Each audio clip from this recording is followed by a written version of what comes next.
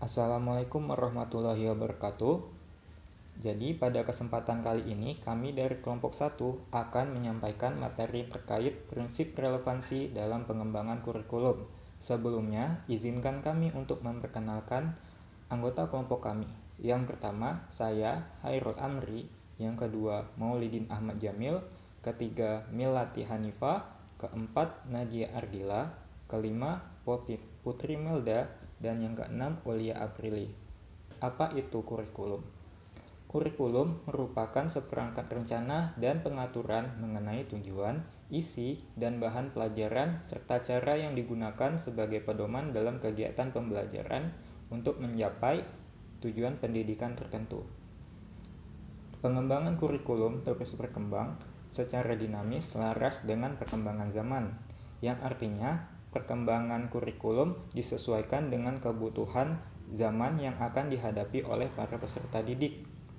Kemudian, terdapat beberapa prinsip dalam pengembangan kurikulum, yaitu prinsip fleksibilitas, prinsip kontinuitas, prinsip efektif, prinsip efisien, dan yang terakhir adalah prinsip relevansi yang akan kami jelaskan dalam presentasi kali ini. Baik, saya Maulidin Ahmad Jamil dari kelompok 1 akan melanjutkan penjelasan mengenai prinsip relevansi. Kata relevansi atau relevan mempunyai arti kedekatan hubungan dengan apa yang terjadi. Jika dikaitkan dengan pendidikan, relevansi dapat diartikan sebagai kesesuaian atau keserasian pendidikan dengan tuntutan kehidupan.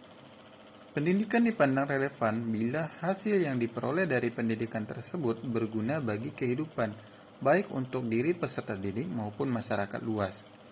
Yang artinya kurikulum dan pengajaran harus disusun sesuai dengan tuntutan kebutuhan dan kehidupan peserta didik.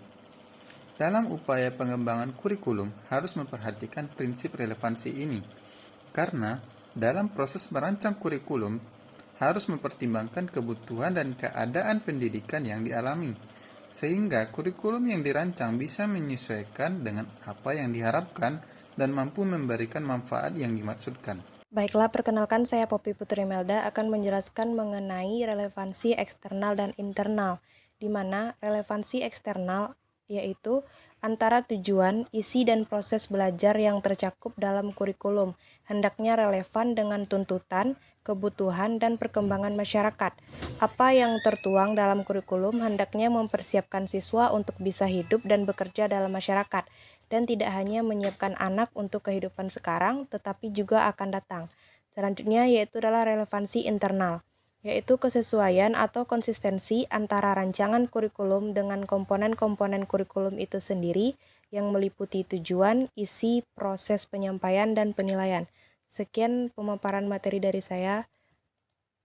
Saya kembalikan ke moderator.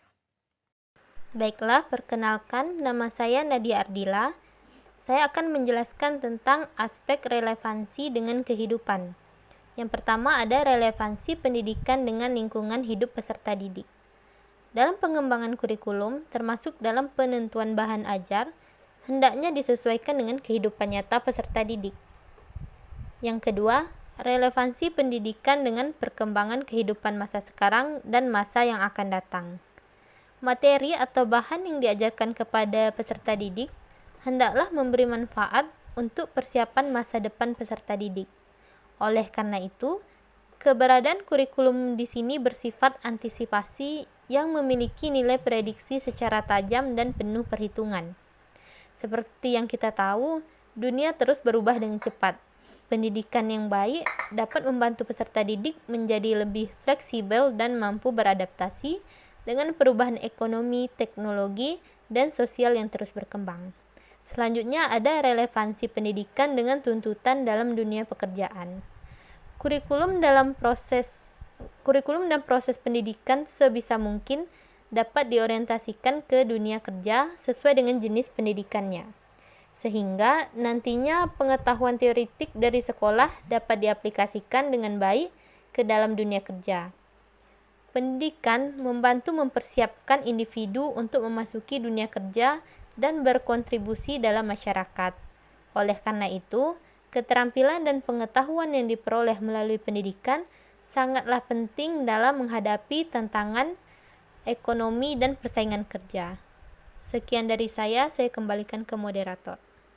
Baik, saya Amelia Tanifa ingin melanjutkan penjelasan mengenai implementasi prinsip relevansi dalam pembelajaran. Nah, menjadi seorang guru memungkinkan kita dapat menerapkan prinsip relevansi dalam sebuah proses pembelajaran.